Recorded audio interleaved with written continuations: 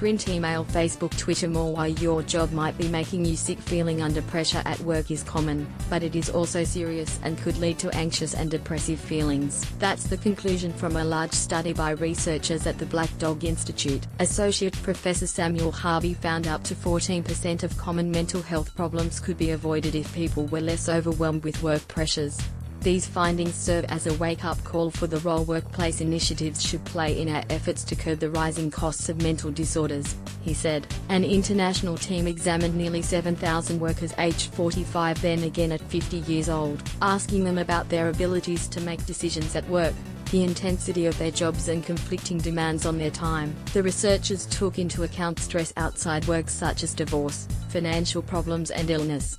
The results suggest those people experiencing higher job demands, lower job control and more job strain were at greater odds of developing mental illness by age 50, regardless of sex or occupation, he found. Working through breaks, taking work home and having limited control on how you do your job can be particularly damaging to your mental health, according to workplace mental health experts. Heads up. I had to change my lifestyle. I had to get out 12 years ago. David Westgate was a high-powered executive at a global advertising firm, responsible for 20 employees and millions of dollars in client business. But he was miserable.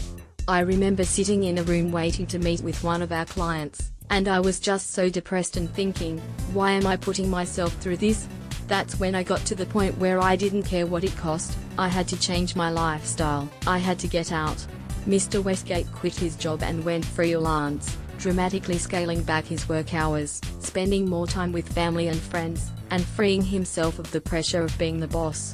That flexibility allows me to know that I'm in control. If I don't want to work for a month, I don't have to, he said. He was later diagnosed with bipolar disorder, which explained a lifetime of mood swings he assumed everyone else experienced.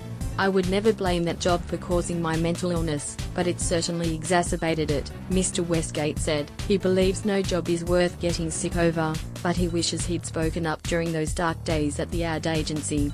If I went through my career again, I'd try to find people I could confide in. I was trying to soldier through every working day like nothing was happening, and going home exhausted, he said. To minimize work stress, experts from the Australian Psychological Society say identifying early warning signs of work stress is important. It is very helpful to be able to identify early warning signs in your body that tell you when you are getting stressed, they said.